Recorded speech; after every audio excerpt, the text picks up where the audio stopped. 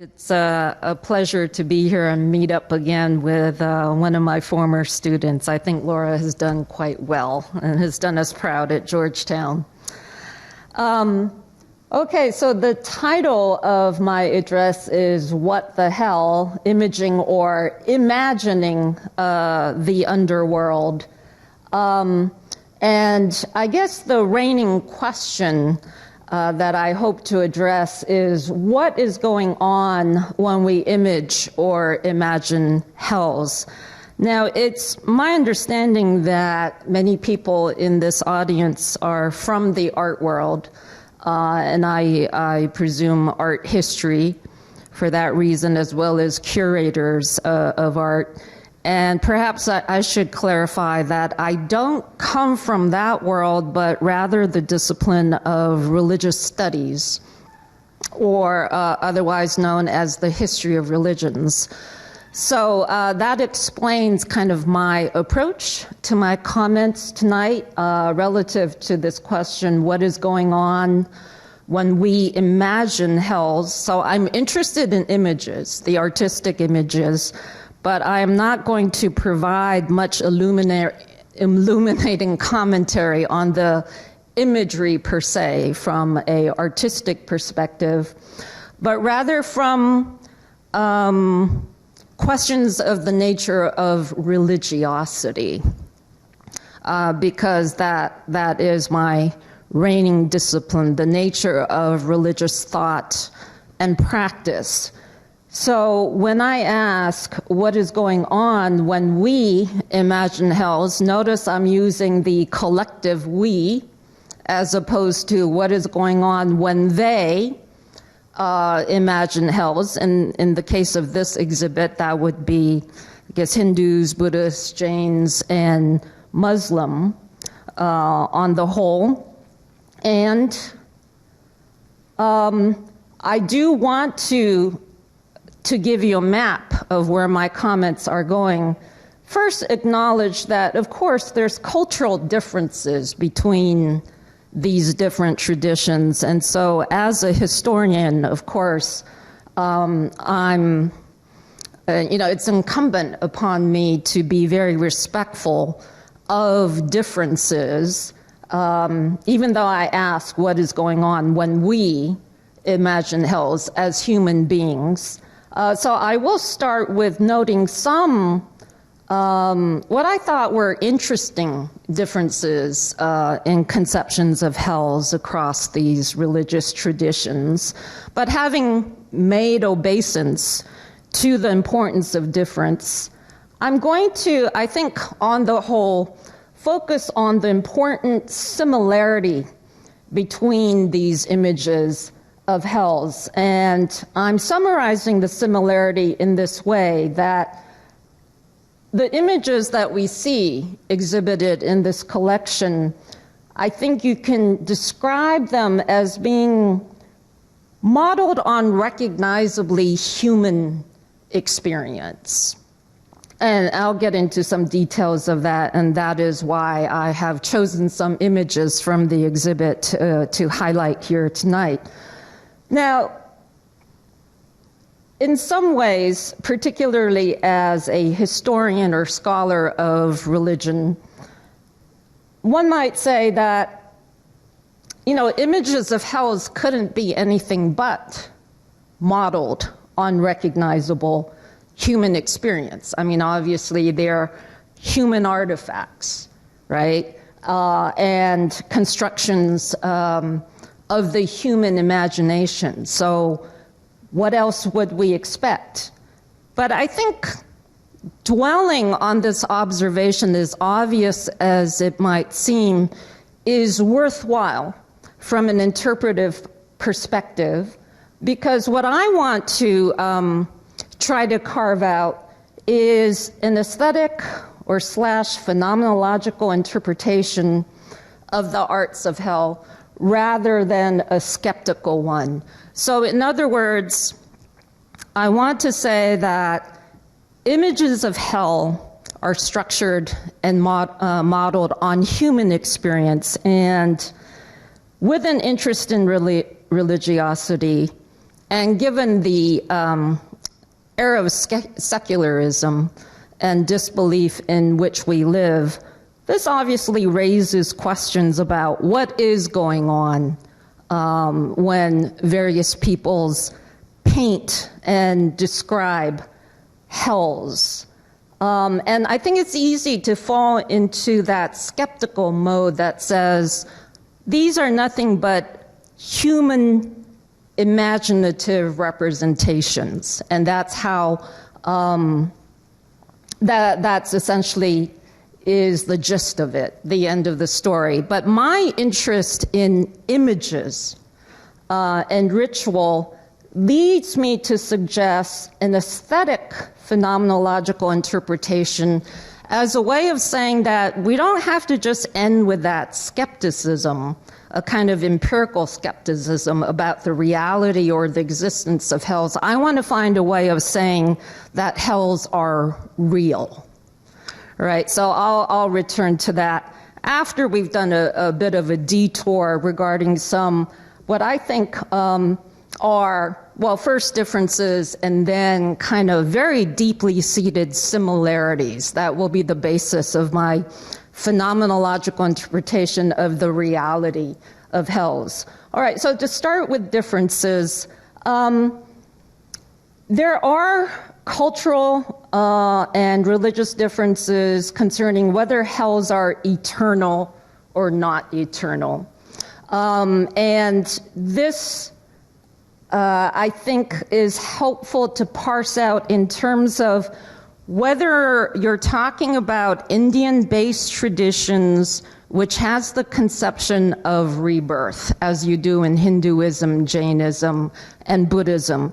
So when you're talking about a cosmology that believes in successive lives and the circularity of birth, death, and rebirth, you have both heavens and hells, but they're not eternal places. I mean, you might go to hell for a very, very long time, and the numbers are just incredibly kind of defies the imagination. But nevertheless, the idea is that, you know, it's like a prison term, and it does come to an end. And this is quite different from, say, monotheistic traditions, which understand hells as being eternal. Although, again, it's easy to overgeneralize, because I have a colleague who actually is a Bible scholar, and he teaches an undergraduate course simply titled Hell, which is incredibly popular. My daughter is a undergraduate there, and she has tried to get into that class the past 2 years.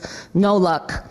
Maybe she'll have better luck as an upperclassman. So I've conferred with my colleague Stephen about Christian hells, and he tells me, well, you know, it's too oversimplifying to say the Christian conception of hell is eternal, because there's some debates about whether or not finally in the end God won't redeem all the people in hell, including Satan himself. But just, you know, there does seem to be a general divide or two camps, especially when you bring in the idea of rebirth as opposed to a much more linear cosmological structure. Related to that is the structural position of hell in relation to salvation. So in the Indian-based traditions, hell is not the opposite of salvation, right? As you would have, say, in the Islamic and Christian position, where you either, you know, after the day of judgment go to heaven, resurrected in heaven, or, you know, doomed to spend an eternity in hell. In the Buddhist, Jain, not sure about the Hindu, so I'll just talk about the, well, yes, in the Hindu, their highest goals is not a heaven in opposition to hell, but something else altogether, which is outside the real of rebirth. So I think that's just an interesting structural observation to make. Another difference is the possibility of human intercession on behalf of ancestors in hell. So again, in the Indian-based traditions, ritual life in Hinduism, Buddhism, very much centers on the idea of making merit, on behalf of ancestors whom you might suspect are living in hell in order to rescue them from hell. And often this involves, acts of generosity towards the monastery or the priesthood. Whereas I checked with my colleague Stephen on this. In the Christian system, there's no way that humans can intercede on behalf of beings in hell. In purgatory, yes, but not in hell. Hell seems to be a permanent destiny. And then the last difference, which I think also illustrates the degree to which conceptions of hell are reflections of human life, human society, and concern, is the difference between focusing on moral faults as being the actions that lead one to hell, as opposed to religious faults. So moral faults might be defined as actions that violate human community generally, killing, stealing, and upsetting social order and harmony, whereas religious faults are more specific and has to do with maintaining orthodoxy relative to one's own doctrinal tradition or other violations, not only heterodoxy, but disbelief, idolatry, apostasy, or hypocrisy, or inconsistency in staying true to the tenets and requirements of one's own particular faith tradition. So this difference is very interesting, and obviously the concern with religious orthodoxy and fidelity is very much a reflection of what's going on historically and institutionally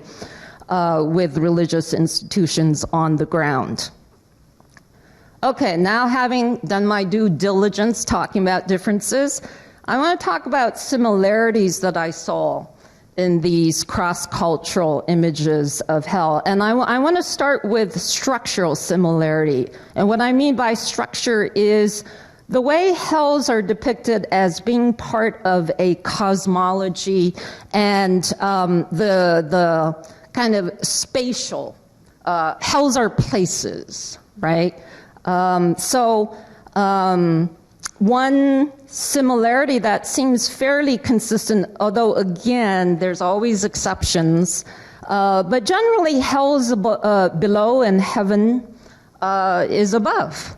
And again, I think that reflects human experience, perhaps at the cognitive level, or it is a reflection of our own experience and orientation in space, right? Where our head is above and our feet are below, and that has all sorts of moral or hierarchical implications.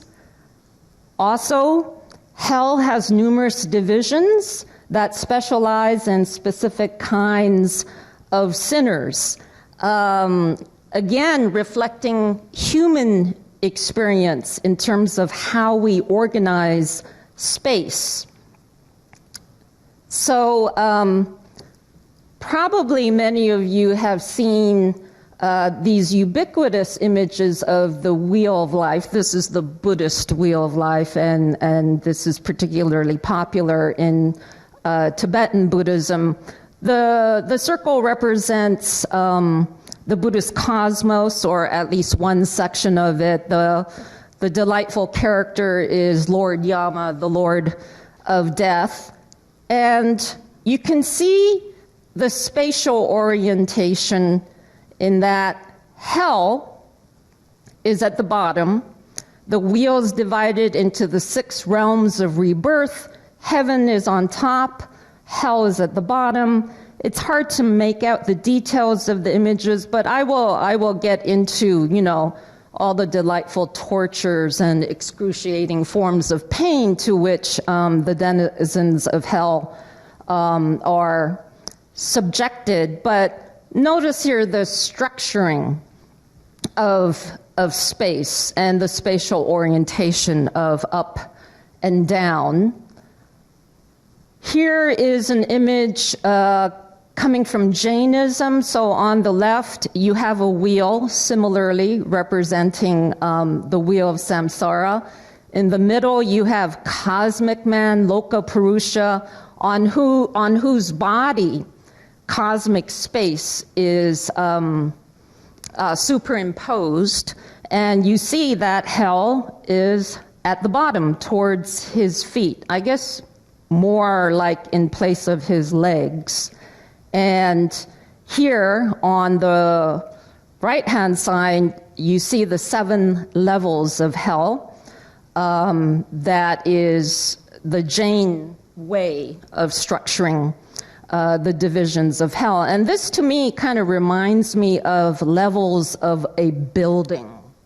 Again, reflecting the human experience of hell. I don't, this is not an image in the exhibit, but I couldn't give this talk without focusing on the Chinese version, the Chinese Buddhist version of hell, which is so overt in the way it reflects human society and human experience. Basically, in the Chinese version of hell, which is ruled by the 10 kings of hell, hell is a bureaucracy, just like regular human society.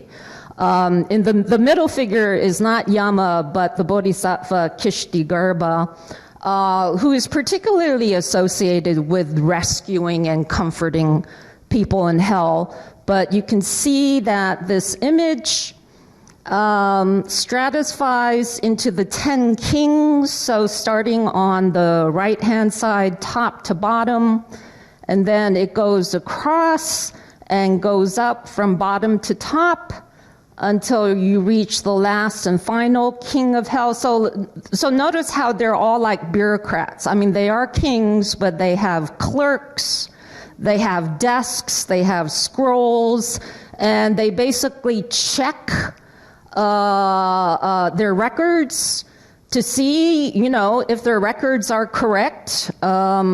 And sometimes they find that, a bureaucratic error has been committed, and they send the poor dead person back to life, saying, oh, your time hasn't come yet. Sorry, we made a clerical error.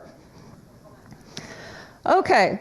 So having focused on the spatial structures and aspects, I want to focus on now experiential similarity. And this is where the big money is for me. The idea that one goes to hell with a body to be physically tortured. Now, this is, I think, the biggest thread of commonality across all the images. And again, at one level, it's like, yes, of course, how else would we imagine hell? But when you think about it, this idea just raises all sorts of, I guess, theological questions, if you want to put it that way. You go to hell with your body to be physically tortured. Well, I mean, an immediate question would be, which version of your body? Your body right when you die? Or some earlier version of your body, a younger version of your body? It's interesting that, as far as I know, these questions are not raised or debated, at least in the Buddhist context. And let me say that probably my presentation does favor Buddhist sources, because that's what I'm most familiar with. So I'm just pointing out that what is very obvious on the one hand, if you really give it some thought, is very puzzling on the other. Now, I'm going to speak out of turn for just a minute and say that I have heard at some point in the past that there have been Christian theological debates about the resurrection, which is supposed to be an embodied existence. And I believe there have been debates about which version of your body are you resurrected with in heaven. And I think, if I recollect correctly, one response was, about when you're 30 years old. Okay, I mean, makes sense to me. I mean, 30 years old, you reach a certain degree of maturity, but you haven't really started on your obvious decline. So I would be happy with my 30-year-old self. So again, to move to the images to demonstrate the similarities of this concept, that you are tortured with your body, and the torture, another similarity, fire seems to be a consistent element, although in Buddhism you do have the notion of the 8 hot hells and the 8 cold hells, but generally, cross-culturally, fire seems to be a ubiquitous form of torture. So here's an image from the 15th century from Afghanistan, the zakum tree with that blue-colored devil. The tree seems to sprout animal heads. Yeah, now heads of animals, especially demons that torture the beings of hell, often seem to have animal heads. And then you see at the bottom various people being tortured in their bodies, kind of in a pit of fire. You see that, the beings being tortured are, again, occupying the lower space. And I believe that's an image of Muhammad and two of the historical caliphs. Moving to another image from the Islamic tradition. Another common theme is torture, in this case not only by fire, but snakes and scorpions. Above you can see like demon or animal-headed demons throwing people downwards, again into a pit to be tortured. This image is marvelous. So it's so panoramic. We're moving to Japan and the Japanese Buddhist world. There are some common Buddhist elements here as well as uniquely Japanese ones. So much going on in the overall depiction.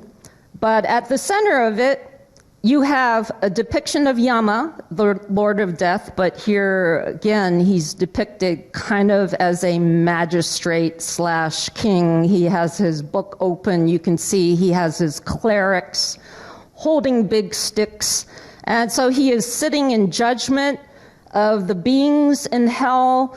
The image of the mirror there, the mirror of karma, in which people can see their past deeds, good and evil, reflected there so that, the merits and demerits can be counted up. I think you have, I've cut it off a bit on the left, the scales of justice. That seems to be another cross-cultural image, the notion of scales, weighing your good deeds and bad deeds. Moving off to the right, another ubiquitous image, boiling cauldrons, either of water or oil, in which sinners are being boiled.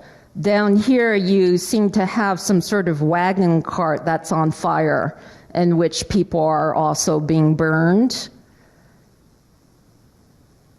Down here, you see denizens of hell off on the right-hand side who are being hacked apart with axes. So again, very, very embodied, very kind of worldly notions of torture and suffering.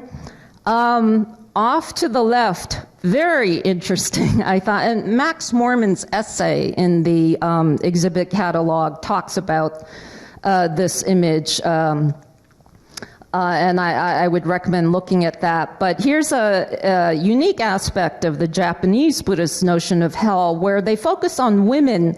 This river or stream, pond of blood is occupied by women who committed the sin of allowing their menstrual blood to pollute the streams, and defile it, the streams from which people might fetch water and boil tea. And so you see the symmetry in their suffering. Now they're thrown into a river of blood. Above that, sort of in the center top, you have women who were childless, who failed to bear children, who are also in hell. And it's hard to make out, but they are forced to dig up bamboo shoots with limp candle wicks, which is kind of suggestive of, kind of the problem that they suffered originally, and doesn't seem quite fair, but tells you so much, in terms of social mores and values. And then in the upper left-hand corner, something that's also very unique to the Japanese Buddhist conception of hell is the hag of hell, Daitsuba, who I think deprives people of their clothing or perhaps even of their skin once they've arrived in hell. And this image is interesting for the little amount of space that it devotes to the opposite conception, heaven. On the bottom left, you have the figure Kishti Garba, or known in Japanese as Jizo. He is that bodhisattva associated with rescuing or comforting beings in hell. So there's Jizo with children. Around him, a bodhisattva also associated with children in particular. And then above him, you have the Buddha Amitabha, who reigns over the Western paradise, welcoming these three people into the Western Pure Land. But notice how little space heaven takes up in relation to hell. And this is another similarity, I think, cross-culturally. Hell seems to be so much more entertaining, so much more fun than heavens. Heaven is boring when everything is nice, but hell obviously exerts a unending fascination. All right, so to come back to my theoretical question, what is going on when we image or imagine hells? So here's, in a sense, my thesis. Hell is the projection of the human imagination, but this doesn't mean that hell is unreal. All right, so as a scholar of religion who is looking at these traditions primarily as an outsider, someone not within the faith or the religious institutions, I'm comfortable with saying, yes, these are all workings of the cultural imagination. But I would also want to say that's not a position of skepticism that says hells are unreal, right? They're just stories and images that have been constructed to scare people, although, of course, that is a great part of the function of such narratives and images. So in order to talk about the reality of hell, I would say hells are not meant to be representations of external places, but rather prompts for present experience.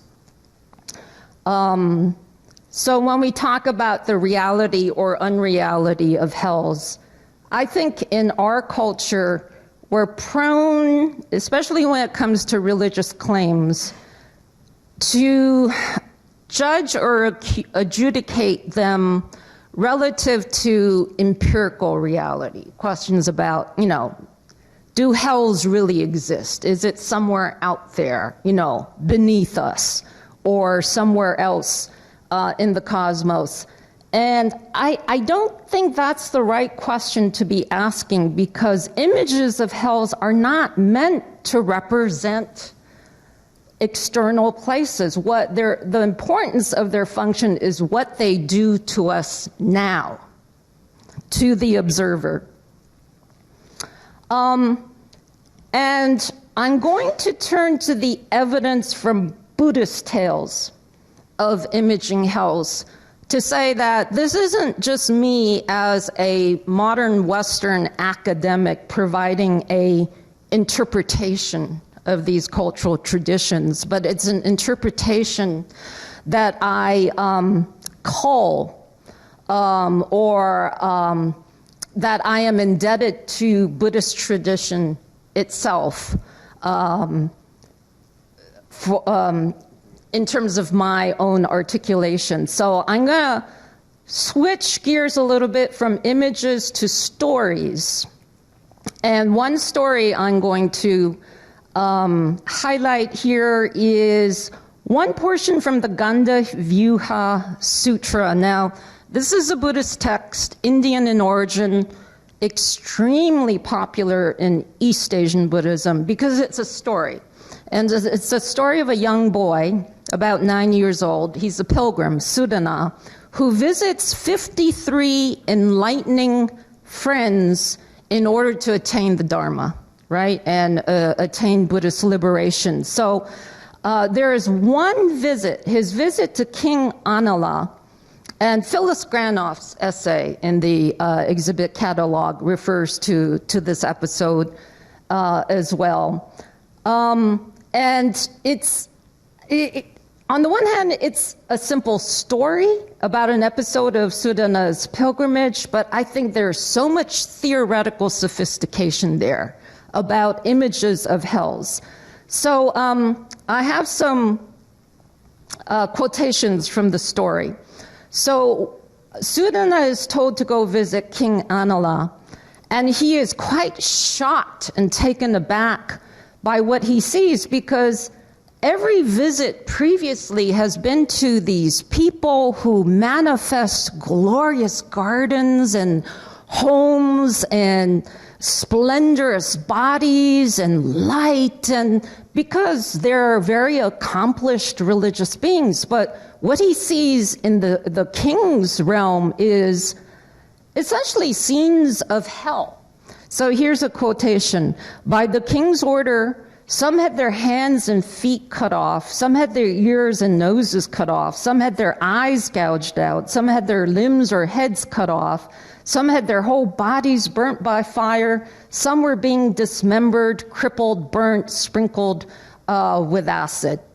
Sudana is very much taken aback by this, and he thinks to himself, this King Anala is devoid of goodness, an evildoer, malicious, a killer and oppressor without regard for others, doomed to a miserable fate. So how can I hear about the practice of enlightening beings from him? So listen to King Anala's explanation. He says, I'm unable to turn my people away from evil doing by any other means. So in order to subdue them, mature them, guide them, and secure their welfare, out of compassion, I have illusory executioners kill and maim illusory criminals, making a display of intense suffering and pain.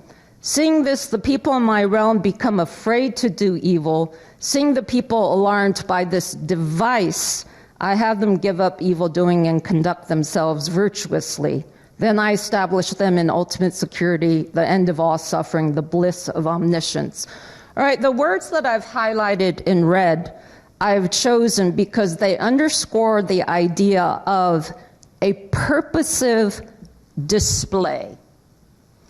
I think of it kind of as a movie, but you might think of it, just as images. But the idea that advanced bodhisattvas can magically manifest like living images, like they're projecting a movie, is very common in this sutra. So this appears to be a simple story, but I suggest that a theoretical explanation is being offered here about the power of art. And I would call this a self-referential tale. in that it's a story that narrates the efficacy of imaging hells, which is also a commentary about its own efficacy as an imaginative medium. So we've switched the medium of storytelling here because the story of Sudana's pilgrimage is originally a narrative, although it's depicted quite a bit in art. But imaging encompasses the verbal pictures provided by stories, such as the story of King Anala, as well as visual representations. And in embedding the images in the story of King Anala and his explanation for why he creates these images, I think it is also referring to the power of the storytelling itself, which, like imagery, conjures up images of hell, which has an effect on the hearer as well as the viewer. So another example of that is the Maha Narada Kassapa Jataka, which Jatakas are stories of previous lives of the Buddha. And in this particular story, again, it's a story, there is a king who has been led astray by a false ascetic who says there is no such thing as karma or moral consequence for one's actions, no heavens and no hells, so you should just do whatever you want. The king's daughter, who is very pious, calls upon Maha Narada, who is the Buddha in a previous life, to set her father, the king, straight. And Maha Narada does so by telling the father king stories about the graphic tortures in hell that await those who do evil. And the king is so frightened by them that he changes his ways. So I think here's another self-referential tale in that it's an art form talking about the power of art to create realities, right, that are consequential in the person's actual behavior moving forward. Another sort of version of this I want to point to is across the Buddhist world, there are so many stories of people who have actually gone to hell, witnessed them in person, and come back to describe it. Or in the case of the painter Jiang Xiao, who was a real painter, the late 7th century China, he painted hells, which were so vivid and so moving that legend has it Jiang Xiao had a near-death experience and saw hells, and that's why his portrait is so vivid. Now, you might interpret this as arguing that heavens really exist because we have the account of people who actually went there, so that they are empirical realities.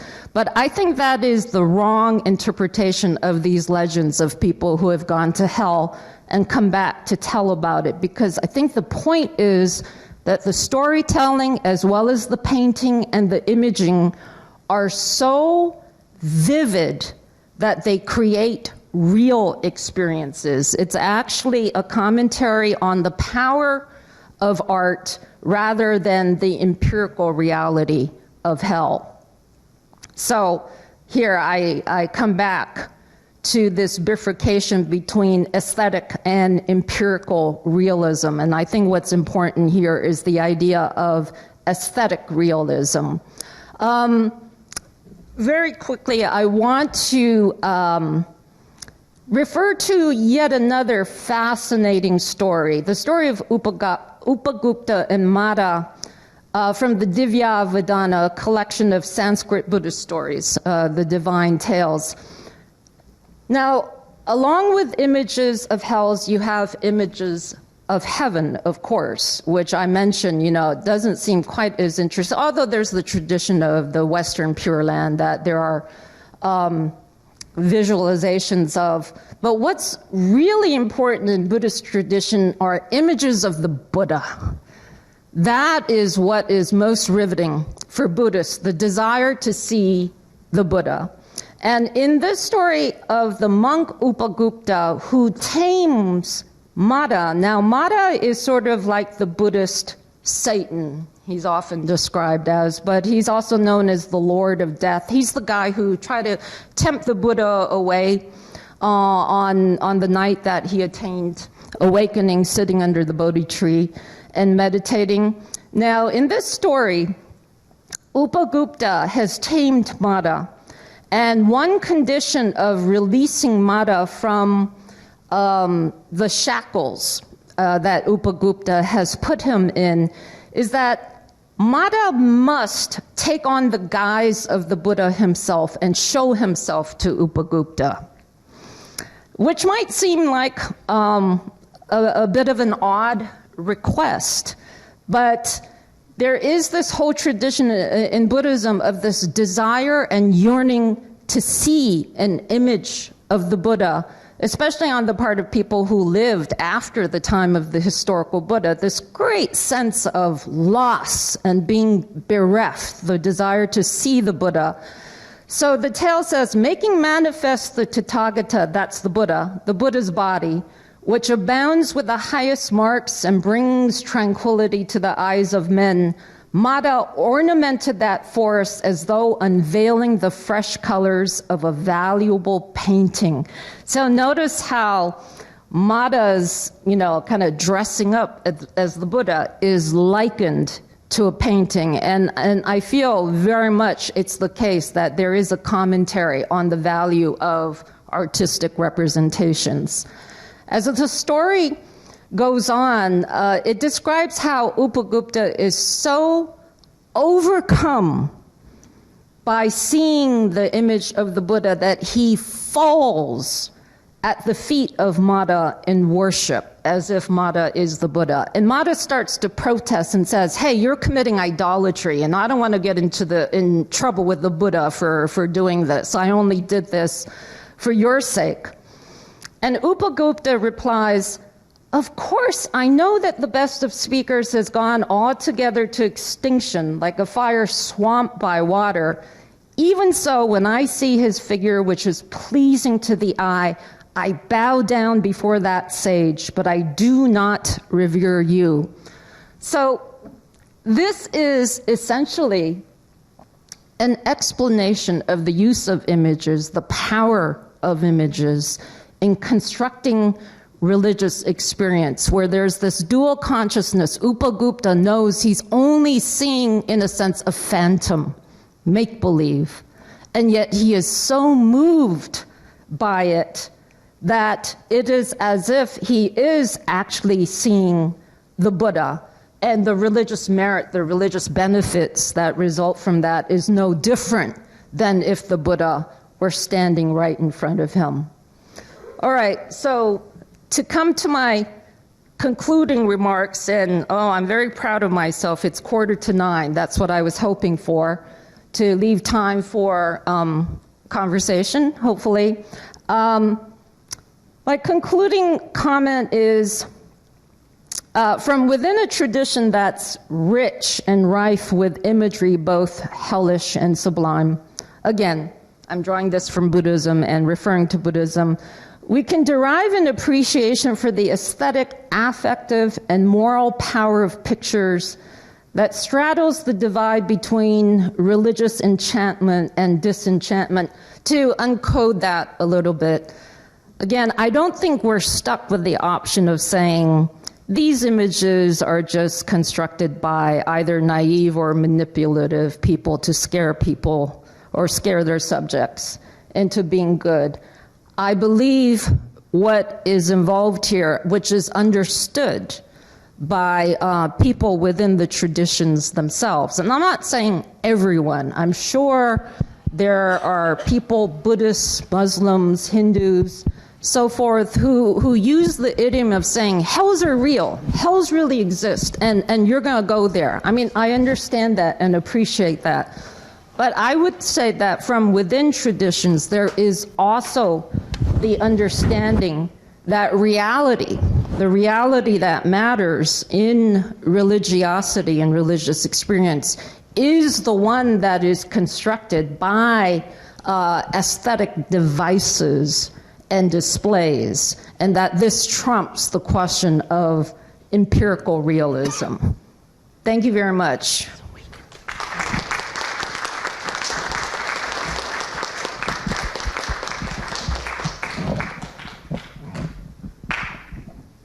So it's kind of hard for me to see with the lights, but great, house lights. I have a mic, so if there are questions or comments, this is an erudite crowd, so I know you're just dying to ask these questions. You don't have to die. Just ask the question.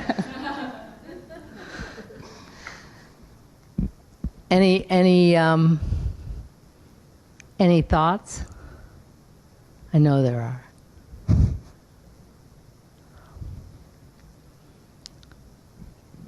So I was really fascinated by some of it. I'm Rachel Cooper, and I'm also a colleague of Laura's here, and really interested in this idea of. I love the comparisons that you pulled out, and tomorrow we have an excerpt from a Chinese opera, Peony Pavilion, in which it was so interesting that early on you had that moment where the clerks are there, and people are looking. And so I'm just thinking about that whole notion of being foreordained. And if you could say something about that idea that there's some notion that that some of this is known to some people, that you're supposed to be here or you're not. I wonder if that idea comes up in some of your research. Okay, that's an interesting question. So in the complex of karma, the karma-driven religious cosmology, of course the idea of predestination is a very foreign one. I mean, some of the more radical Protestant Christian notions of predestination, where the point is there's nothing you can do about it. Good works will not, change your destiny, whether you go to heaven or hell. That is quite different from the concept of karma, where it's all about, your future is in your own hands, and that's the incentive, right? To do good, to make merit, which will guarantee a much nicer life in the next round. But I guess you do point to an implicit tension there, where you have bureaucrats with books that records everyone, and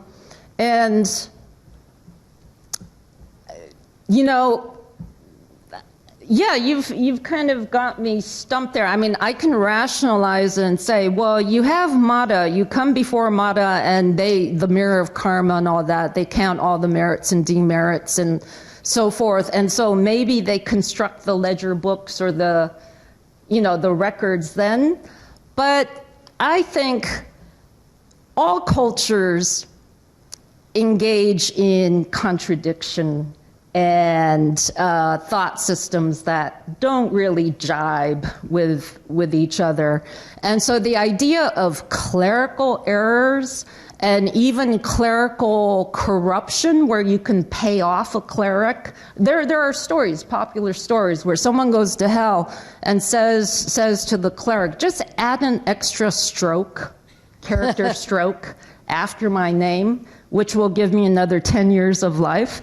So those stories are there too, and I don't think there's a whole lot of worry about reconciling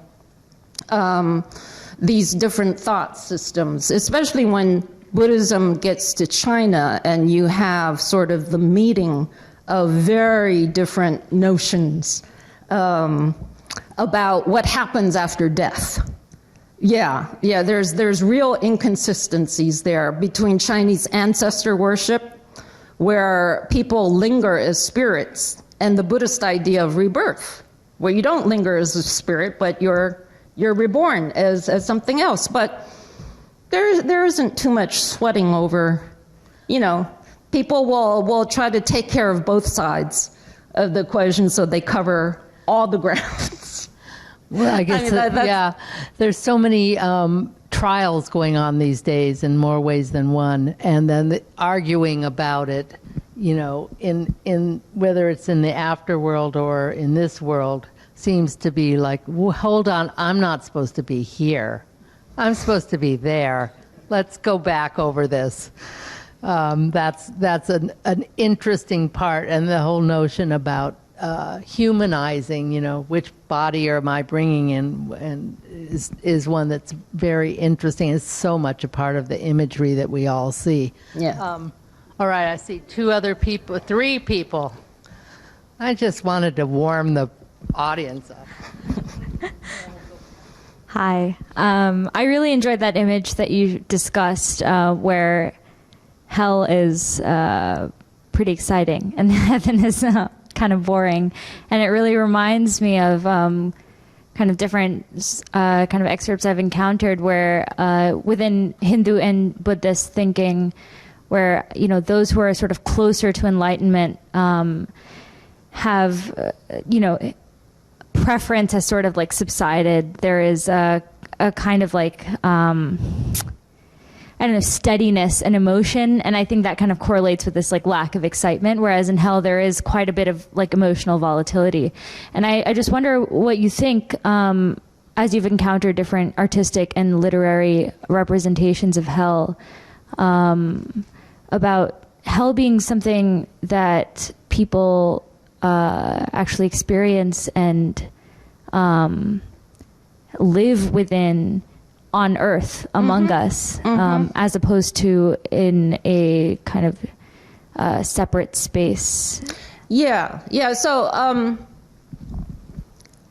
you know, pre-modern Buddhist discourses on hell is so interesting in this respect. You know, any long-lived tradition is going to have a diversity of perspectives. And so you have that one strata that's as skeptical and rationalist as any modern, you know, Western scientific citizen, right?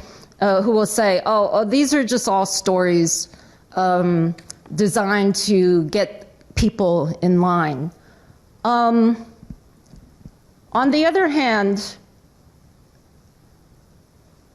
there's also the common iteration that, right, the entire world of samsara, our realm of existence and experience, if you're not familiar with the idea of samsara, is a construction of mind. So heavens and hells are on a par with our experience of what we term reality.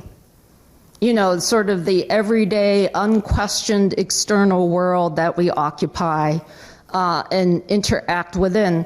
And so much of the basic message of Buddhism is to say what you think is real is an illusion, right? So life is nothing but a dream. And so if you start with that principle, then it makes sense, doesn't it?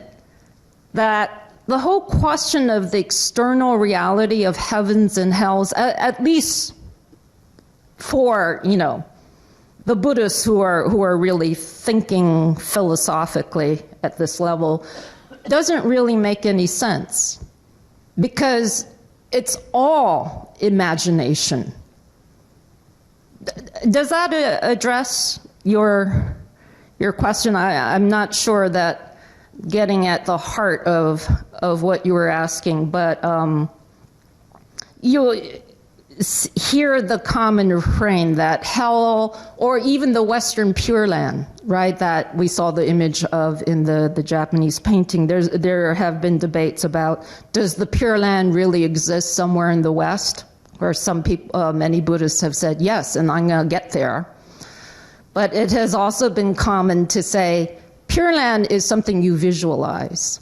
And that's what the Pure Land texts are about. They're very detailed descriptions of the scene, the landscape of the Pure Land. And the instruction is that you should internally visualize it until it's like seeing the palms of your own hand, right? So again, the idea that we construct the realms in which we live, and that includes heavens and hells, which are depicted in these geographical and literary and artistic ways as much as we construct the reality of our immediate societies and lives. So I think we have time for one more. Hi, you had mentioned some figures who rescue people in hell. Mm-hmm. Could you say a bit more about that? Are they returning them to the world that we live in? What are they rescuing them from, and why is the rescuing happening? Yeah. Well, I mentioned the figure of Kishtagarbha, and I'm not familiar with the idea that he actually takes people out of hell as much as he's a figure within hell that, comforts and provides aid. Often you see stories about people who actually go to hell, like another bodhisattva is Avalokiteshvara, probably the most famous, the most important bodhisattva across the Asian Buddhist world, and stories of him going to hell. And I don't know, maybe it does shorten their length in hell, but there's a much greater sense of the ability to intercede. So it's not like, this fixed damnation that nothing can be done about. And of course, the most famous ritual-based story in East Asia is the story of the monk Malga. I'm going to mess up the Sanskrit, so I'm going to say it in Chinese, Mulian. The story of Mulian rescuing his mother from hell with the help of the power of the Buddha. And this story is associated with a very important ritual, the Ghost Festival, where the point is you make offerings to the monastery, to the Buddha Sangha, and then transfer the merit that those offerings create to your ancestors, with the idea that that will, maybe immediately give them rebirth out of hell into an upper plane. So think when Mulian rescues his mother from hell, she still has to be reborn first as a dog before, I guess presumably she gets back to being a human. And of course, in the Buddhist system, being born as a human is the most auspicious, even more than being in heaven. So it's not a system that is systematized, right? I mean, like it's some sort of clockwork process. I think the idea is it's related to filial piety, which was an important, sort of value in East Asian culture. It's also part of the Buddhist economy in that it's an incentive to show generosity to the monks, because that will help, your ancestors who might or might not be in hell. And so naturally, stories about Buddhist figures, bodhisattvas, who are very capable and powerful in providing succor, if not outright release from hell, is all part of that religious cultural system. And I can't help but think about Bhima Swarga, which you'll hear a little bit more about, I'm guessing, tomorrow. With Bhima going and getting it's like, hold on, this is all wrong, and I'm going to go fix it. So there is this other dynamic that's taking place in so much of these belief systems that's really quite powerful. And of course, we have tomorrow to explore so much more. It's an amazing talk, and thank you. I think you've really established where we want to go tomorrow, and I'm going to pass it on to my colleague, Laura. Thank you, Francisca.